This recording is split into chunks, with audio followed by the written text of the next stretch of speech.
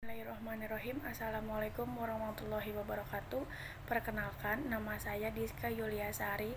Nomor induk mahasiswa saya 18622010271 dari Prodi Akuntansi S1. Moderating, Earning Management, Quality of Internal Auditor, Business Strategy, and Reporting on Economic Performance. Yang pertama, apakah yang menjadi motivasi atau isu, research gap, atau fenomena yang sedang terjadi sehingga memicu penelitian ini dilakukan? Yang pertama ada isu motivasi atau isu penelitian. Kinerja ekonomi dapat dinilai lebih baik jika tingkat pengembalian sahamnya baik, yang dapat memberikan kepercayaan yang tinggi kepada investor untuk menanamkan sahamnya pada perusahaan. Terkait hal ini dapat memberikan sinyal kepada calon investor untuk menginvestasikan sahamnya sehingga dapat memberikan kemudahan bagi investor. Yang kedua ada research gap. Menurut Agus 2004 dalam Rosnidah 2013-301 mengatakan bahwa audit internal adalah pemeriksaan yang dilakukan oleh auditor internal perusahaan, baik terhadap laporan keuangan dan catatan akuntansi perusahaan, serta kepatuhan terhadap kebijakan dan kepatuhan manajemen puncak yang telah ditetapkan, peraturan perintah dan ketentuan ikatan profesi yang berlaku. Auditor internal melakukan kajian, evaluasi, dan memberikan rekomendasi secara independen dan objektif terhadap kegiatan perusahaan atau organisasi agar organisasi dapat mencapai tujuannya. Menurut Rosnidah 2013-301, kualitas audit adalah kemungkinan audit mampu mengungkapkan dan melaporkan suatu pelanggaran dalam sistem informasi akuntansi klien. Namun, kualitas audit auditor internal masih menjadi sorotan karena auditor internal berada di dalam organisasi dan dibayar oleh organisasi sehingga independensi auditor internal terkadang masih diragukan. Rosnidah 2013.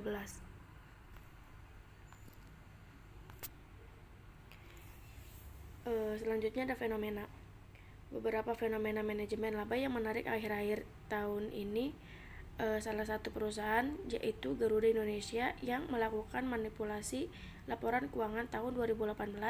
Masalah ini akhirnya pada tahun 2019 tidak hanya mampu bagian tahun sebelumnya, tetapi juga menghasilkan laba bersih sebesar 11,33% miliar atau 809,84 ribu. Untung yang didapat perusahaan tersebut hasil polesan. Kejanggalan laporan keuangan ini dimulai dengan perolehan laba bersih tahun 2018 karena adanya perjanjian kerjasama pada PT Mahata Aero Teknologi yang bernilai 3,41 triliun. Perusahaan ini seharusnya mengalami kerugian jika ada pencatatan perolehan dari perjanjian tersebut. Selanjutnya nomor 2, jelaskan artikel utama dalam penelitian ini. Menurut Paradede 2014, isu berkelanjutan berawal dari isu pemanasan global dan kerusakan lingkungan yang semakin hari semakin terjadi di seluruh dunia. Pada awalnya, keberlanjutan ini merupakan isu sosial yang kemudian berkembang menjadi isu strategis bagi perusahaan. Perusahaan seharusnya tidak hanya melaporkan kondisi perusahaan dari segi keuntungan, tetapi juga dari aspek sosial dan lingkungan. Selanjutnya, menurut Paradede 2014, sustainability reporting adalah praktik pengukuran, pengungkapan, dan akuntabilitas pada pemangku kepentingan internal dan eksternal atas kinerja organisasi menuju tujuan berkelanjutan. Pengungkapan laporan berkelanjutan sebagai bentuk pengungkapan sukarela yang diharapkan dapat meningkatkan transparansi perusahaan. Peneliti sebelumnya telah menunjukkan bagaimana tingkat pengungkapan dalam memberikan keuntungan finansial bagi perusahaan. Semakin tinggi tingkat pengungkapan laporan berkelanjutan, semakin besar tingkat transparansi perusahaan akan menunjukkan tingkat tata kelola perusahaan. Paradede 2014. Tata kelola perusahaan yang baik akan mempengaruhi refleksi yang baik bagi perusahaan atau kegiatan yang ada di perusahaan. Kritiknya, tidak ada kritik untuk poin ini. Peneliti sudah jelas menjelaskan artikel-artikel utama dalam penelitian. Yang ketiga, apakah yang menjadi kebaruan atau novelty dari penelitian ini? Pembaruan penelitian yang dilakukan salah satunya dengan menggunakan unsur manajemen laba sebagai variabel moderasi. Menurut Sulistianto 2008-6, manajemen laba didefinisikan sebagai upaya manajer perusahaan untuk menginterpretasikan atau mempengaruhi informasi dalam laporan keuangan dengan tujuan untuk mengelabui pemangku kepentingan yang ingin mengetahui kinerja dan kondisi keuangan. Kritiknya, tidak ada kritik untuk poin ini. Peneliti sudah jelas untuk menjelaskan apakah yang menjadi kebaruan novelty dari penelitiannya. Yang keempat, ada research question atau perumusan masalah dari penelitian ini. Yang pertama, apakah kualitas auditor berpengaruh positif terhadap kinerja ekonomi? Yang kedua, apakah strategi bisnis berpengaruh positif terhadap kinerja ekonomi? Yang ketiga, apakah sustainability reporting berdampak positif terhadap kinerja ekonomi? Yang keempat, apakah manajemen laba berpengaruh negatif terhadap kinerja ekonomi? Yang kelima, apakah manajemen laba berpengaruh negatif terhadap hubungan kualitas auditor internal terhadap kinerja ekonomi? Yang keenam, apakah manajemen laba berpengaruh negatif terhadap hubungan strategi bisnis terhadap kinerja ekonomi? Yang ketujuh, apakah manajemen laba negatif berhubungan terhadap hubungan sustainability report terhadap kinerja ekonomi? Kritik, tidak ada kritik untuk poin ini. Peneliti sudah jelas untuk menjelaskan apa perumusan masalah dari penelitiannya. Selanjutnya yang kelima, apakah tujuan penelitian ini? Yang pertama, untuk mengetahui kualitas auditor internal berdampak terhadap kinerja ekonomi. Yang kedua, untuk mengetahui strategi bisnis berdampak terhadap kinerja ekonomi. Yang ketiga, untuk mengetahui sustainability reporting berdampak terhadap kinerja ekonomi. Yang keempat, untuk mengetahui manajemen laba berdampak negatif terhadap kinerja ekonomi. Yang kelima, untuk mengetahui manajemen laba berdampak negatif terhadap hubungan kualitas auditor internal terhadap kinerja ekonomi. Yang keenam, untuk mengetahui manajemen laba berdampak negatif terhadap hubungan strategi bisnis terhadap kinerja ekonomi. Yang ketujuh, untuk mengetahui manajemen laba negatif berhubungan negatif dengan hubungan sustainability report terhadap kinerja ekonomi. Kritiknya, tidak ada kritik untuk poin ini. Peneliti sudah jelas menjelaskan apa tujuan penelitiannya. Yang keenam, apakah kontribusi dari penelitian ini? Kualitas auditor internal yang baik akan menggambarkan kinerja ekonomi pada perusahaan akan baik. Hal ini dapat dilihat dari laporan keuangan yang telah diaudit oleh auditor independen. Tidak lepas dari kontribusi auditor internal, laporan keuangan salah satu sarana informasi untuk menilai sehat tidaknya perusahaan. Kritiknya, tidak ada poin ini. Peneliti sudah jelas untuk menjelaskannya. Yang ketujuh, apakah grand theory yang digunakan dalam penelitian ini?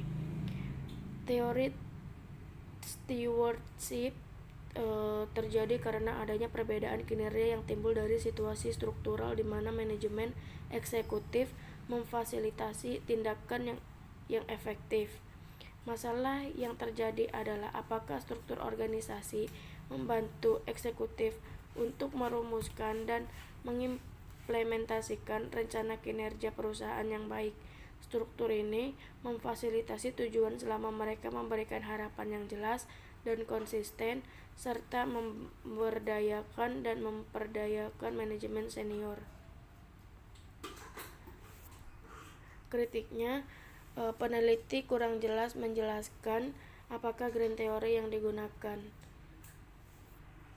Selanjutnya yang ke-8, jelaskan keterkaitan grand teori yang digunakan dalam penelitian ini yang sedang digunakan. Stewardship ini menyatakan bahwa tidak ada hubungan antara masalah umum yang terjadi dengan motivasi manajemen, mengingat tidak adanya masalah motivasi internal di kalangan eksekutif. Pertanyaannya adalah seberapa jauh eksekutif dapat mencapai kinerja perusahaan yang baik yang mereka cita-citakan. Kritiknya, peneliti tidak jelas menjelaskan keterkaitan grand teori yang digunakan.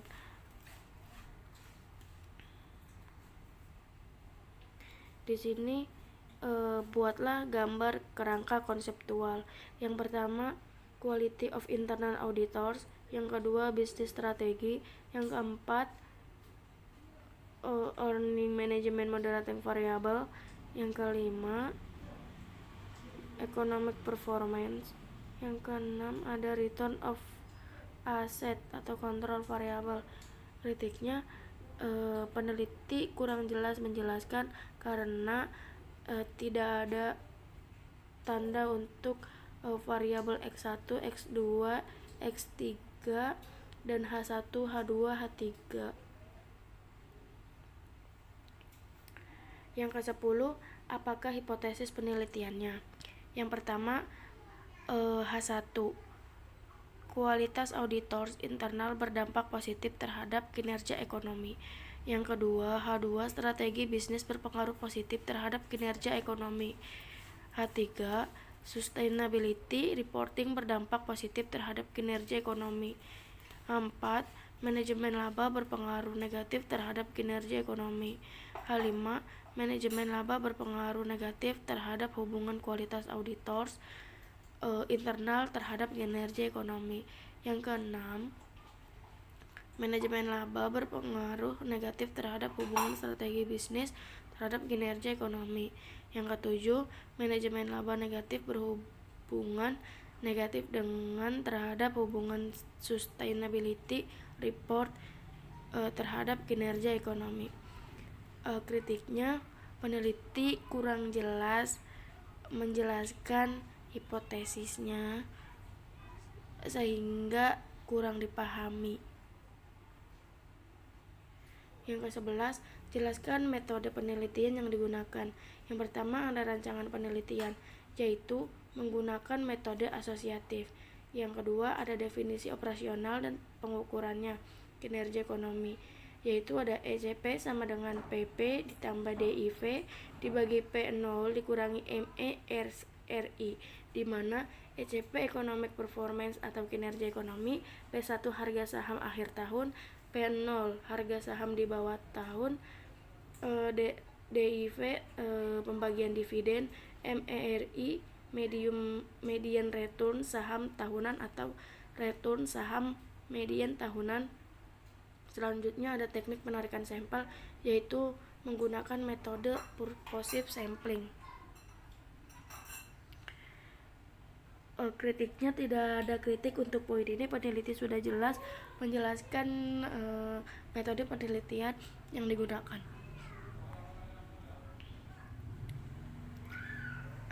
Yang D, unit analisis. Terdapat perusahaan indeks Kompas 100 yang terdaftar di Bursa Efek Indonesia. Yang E, jenis data. Teknik pengumpulan data dilakukan dengan metode dokumentasi yang dapat mencatat atau mengumpulkan data yang terdaftar pada perusahaan indeks Kompas yang diakses melalui www.idx.com dan website masing-masing perusahaan sampel. Yang F, uji kelayakan model. Teknik pengumpulan data menggunakan regresi data panel dengan program EView 90. Metode analisis data. Di sini ada tabel analisis deskriptif.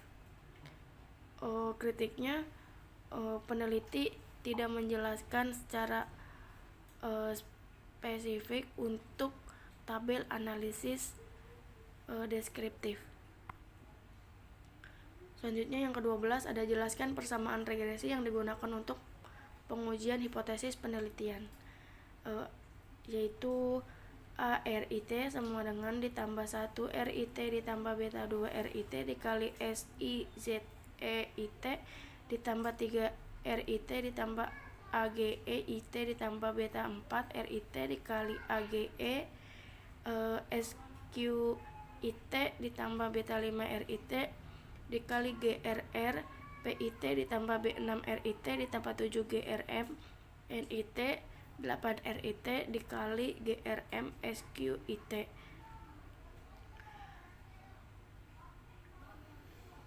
Kritiknya peneliti kurang jelas untuk menjelaskan persamaan regresi karena peneliti tidak menjabarkan setiap lambang rumusnya. Yang ke-13, jelaskan pembahasan hasil penelitian. Yang pertama ada statistik deskriptif. Peneliti tidak menampilkan data peneliti sehingga tidak bisa menggambarkan statistik deskriptif dalam penelitian ini. Selanjutnya ada uji kelayakan model. Peneliti juga tidak menampilkan hasil uji kelayakan model dalam penelitiannya. Lalu yang uji hipotesis, kritiknya di sini peneliti tidak menjelaskan secara implisit untuk uji hipotesis. Peneliti hanya menampilkan tabel dan tidak menjelaskannya. Yang ke-14, apakah simpulan keterbatasan dan implikasi dari penelitiannya? Yang pertama ada kesimpulan, yaitu yang pertama, berdasarkan hasil pengujian regresi data panel menunjukkan bahwa ekonomi pada perusahaan indeks Kompas 100 yang terdaftar di Bursa Efek Indonesia. Yang kedua, uji hasil regresi data panel menunjukkan bahwa variabel strategis bisnis berpengaruh positif terhadap kinerja ekonomi pada perusahaan indeks Kompas 100 yang terdaftar di Bursa Efek Indonesia. Yang ketiga, hasil pengujian regression data panel menunjukkan bahwa variabel sustainability reporting tidak berpengaruh terhadap kinerja ekonomi pada perusahaan indeks Kompas 100 yang terdaftar di Bursa Efek Indonesia. Selanjutnya ada keterbatasan. Yang pertama, sampel penelitian ini hanya meneliti perusahaan yang berada pada indeks Kompas 100 sehingga peneliti tidak dapat digeneralisasikan. Yang kedua, sampel penelitian ini meneliti perusahaan yang mempublikasikan sustainability report atau laporan keberlanjutan sehingga sangat sedikit perusahaan yang mempublikasikan mengakibatkan sampel perusahaan kecil. Sekian presentasi dari saya, kurang lebihnya mohon maaf. Wassalamualaikum warahmatullahi wabarakatuh.